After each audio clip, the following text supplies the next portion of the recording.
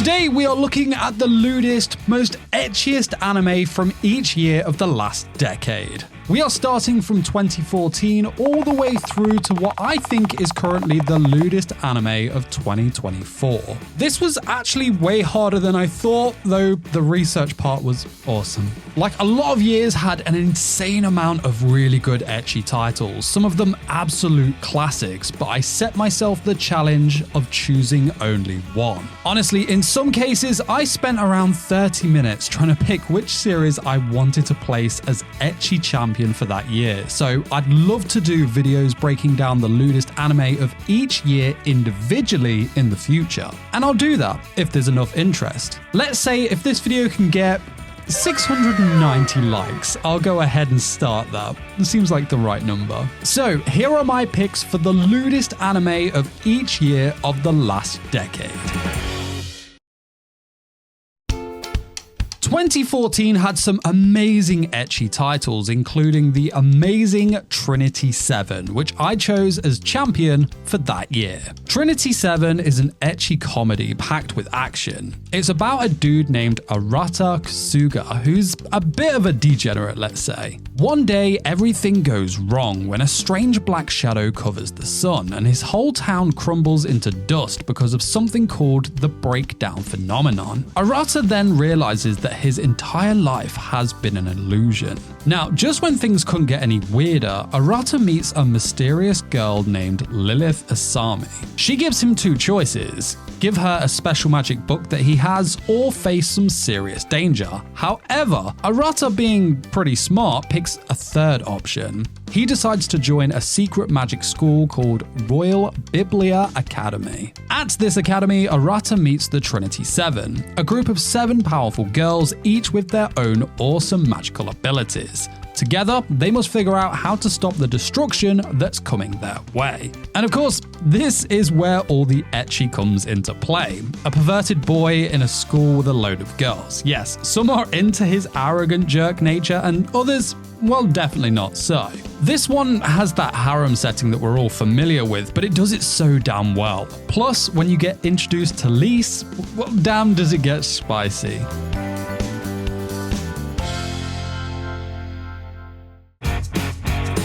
Believe me when I say that 2015 was one of the best years for ecchi anime. Honestly, I had the hardest time choosing this one because some of these anime would be easy picks in other years, but I decided to go with Prison School. I had to, right? This anime isn't afraid to be lewd, and it really doesn't hold back.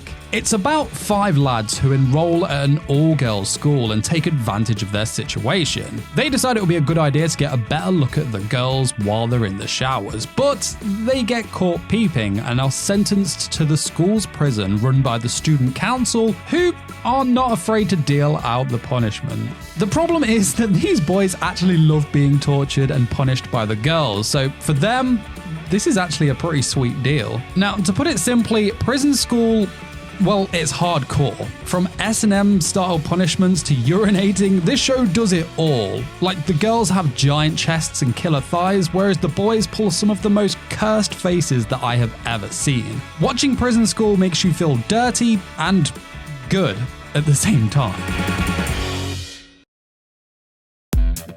The ecchiest anime of 2016 goes to one of the greatest sports anime I have seen since Haikyuu. Yes, this is Keijo. This anime is so good that it has 8 exclamation marks in its freaking title. Now, if you love and appreciate anime girls for the fan service reasons, then you probably love this anime, right? Like, when I first saw Keijo, I knew instantly that this was my new favorite sport. It's basically a female-only sport where the girls stand on a circular platform floating in a pool, and the goal is to knock the other one off using only their boobs and butts. It's freaking genius. So the story follows talented gymnast Nozomi Kaminashi. She's turned her back on gymnastics in favor of Keijo in the hopes that she can earn the big bucks to support her poor family. We find out if she has what it takes to bash boobies and whip hips with the pros. And I gotta say, man, the art style and action in this anime are god tier and only serve to amp up the fan service levels to the extreme. 2017 was another year full of great ecchi anime, and I struggled between probably 3 titles for the top spot. So like I said, don't forget to hit that like button for those yearly breakdowns. I really need to do them. Anyway, the anime I eventually went with as the ecchiest of 2017 was My First Girlfriend is a Gal. So this one is about a guy called Junichi and his virgin friends. They spend their time complaining about their lack of ability to get a girlfriend in high school. Now his mates tried to get him to confess to a girl called Yame Yukana because she kind of looks easy and, well, the mad lad goes for it. Yame, well, she's pretty damn hot. She has sex appeal and confidence in millions and, well, she just laughs at Junichi's pathetic confession, but decides to actually date him because he seems to genuinely want to date her, unlike all the other guys trying to hook up with her. Big win. However, Yame likes to tease Junichi with sexy photos and suggestive stances because, well, his weak virgin heart can't take it. Junichi himself, well, he suffers from constant sexual cravings and has little self-control in sexual situations, which is why Yame is so drawn to him in the first place. Throughout this anime, he's constantly assaulted by large booba and frequently ends up with girls on top of him. Yame likes how much Junichi wants her, but he freaks out every time they touch or she says something provocative. There's literally no end to the compromising circumstances he gets up in. Banger anime.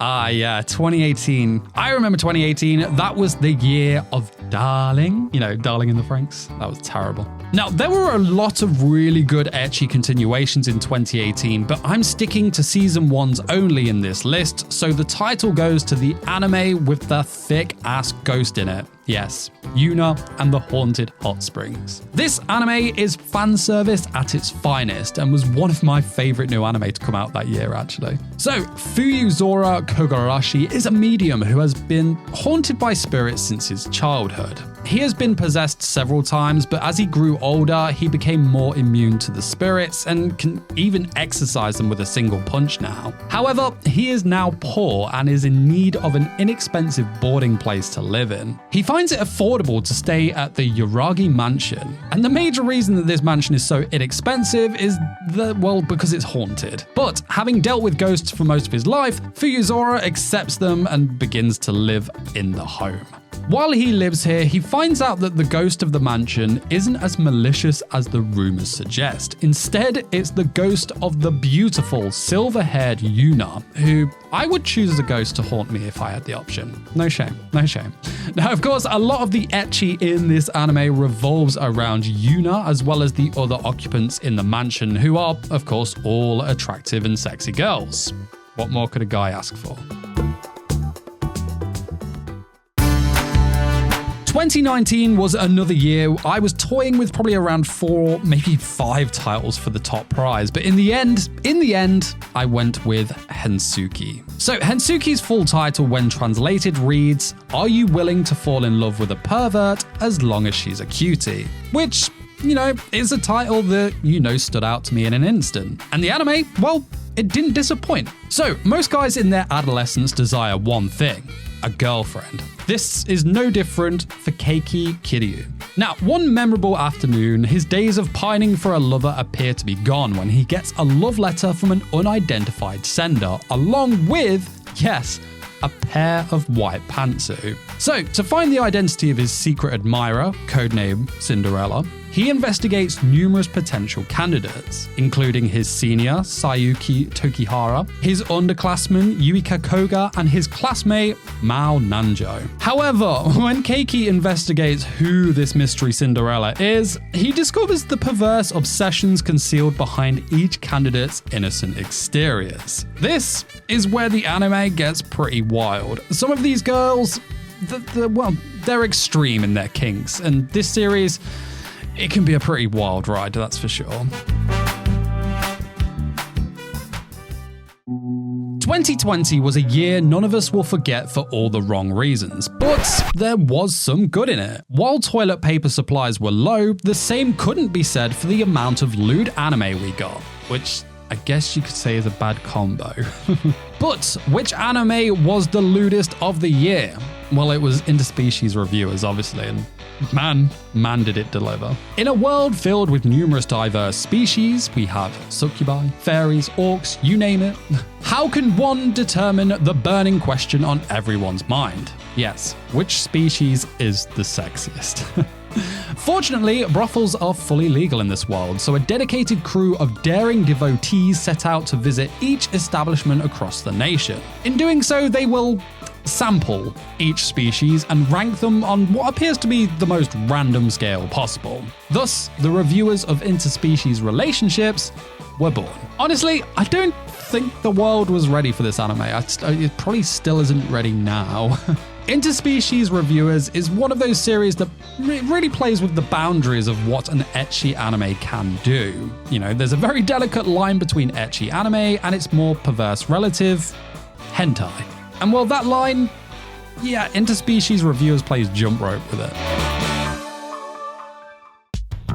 2021 saw the arrival of one of the biggest anime in recent years, Moku Tenshi. This was the most popular anime that year with an ecchi tag on it, and it also had, or still has, a lot of heated debate in the community for its not safe for work areas. Despite that, I decided to give the title to another anime of that year. The anime being Mother of Goddess's Dormitory. So after their house burns down, 12-year-old Koshi Nagumo's father abandons him. Koshi falls on the street, but a quirky woman named Minoru Wachi takes pity on him and brings him to the female dormitory named Megami Ryo. So she eventually makes Nagumo the mother of the dormitory, but little does this 12-year-old know that he is about to put himself in a world of trouble. Yes, what awaits him are the dorm's inmates, each with their own craziness, of course. We have the compassionate but afraid of men Atena, the tomboy Kiria, and Minoru herself, whose scientific recklessness has no boundaries at all.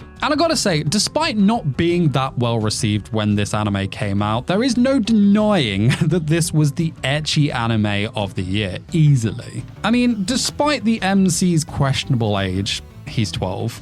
The rest of Mother of the Goddess's Dormitory is, well, amazing. We have beautifully designed and animated girls as one of the highlights of this, well, violently ecchi anime. You gotta say, like, every episode has opai or, well, sexual moments. It's exactly what an ecchi should be. Fan service to the fullest. I think we all know that there was one girl in particular everyone was fapping over throughout the entirety of 2022, and, well, most still are, to be honest. That was, of course, Marin Kitagawa from My Dress Up Darling. However, there was another girl on people's radars that year. That girl being Roxanne from Harem in the Labyrinth of Another World, which is the anime I have chosen as the lewdest of 2022. So we've got Michio Kaga. He's a high school student who is struggling with life and, well, society. He explores the internet and comes across an intriguing website. This website, which includes a variety of questions and a point-based system, allows the user to construct skills and powers for their characters. After finishing his character, Kaga was taken to a game-like fantasy realm, but for real. Yes, Inukai. Here, he earns a living by exploring monster-infested labyrinth while fighting and turning in thieves. However, he is captivated by an attractive slave girl named Roxanne and, well, he buys her. After treating her as an equal partner and, well, becoming lovers with her, he is encouraged to buy other slave girls and construct his own harem in this new world. And I mean, you know, this one is really summed up by the fact that, well, you didn't watch this anime for the story, if you know what I mean. Yeah. 2023 had a bunch of amazing ecchi shows, and if it wasn't for this one being way out there, then I would have honestly struggled for sure. But this anime was hands down not only the lewdest, but the weirdest anime of 2023 by a mile. We are of course talking about My Life as Inukai-san's Dog. So, My Life as Inukai-san's Dog follows a high school student who is unexpectedly transformed into a dog and ends up shivering on the streets until being rescued by his crush, Karrarin Inukai. She brings him home and, to his surprise, well, she begins to undress in front of him. As he attempts to remember how he came out on the streets in the first place, he looks in the mirror and is surprised to see that he has been transformed into a dog. As he desperately attempts to make sense of his present situation, he unintentionally discovers an unknown side of Karrarin that he could never have anticipated in his wildest dreams. And yeah, Inukai is basically one wild, super freaky girl, but she isn't alone. The whole cast of girls have their own kinks, and the anime does not hold back one bit. Honestly, there was never an anime that was going to out-lewd this one that year. And this leads us to 2024. I mean, we still have one season to go before the year is over, and we have had some really good ecchi shows, but I think the current frontrunner will end up being the most lewd anime of the year.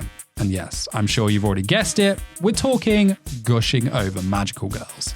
This anime, well, it's something else, and it did not hold back at all. Everything about this anime was lewd and ecchi to the very extreme. Basically everything we love in our anime, right? Now, if you want to learn more about it, then check out this video I made on it as it was airing in the winter season of this year. Full breakdown for you. Hope you enjoyed the list. Don't forget to hit the like button, and I'll see you soon. Peace, peace!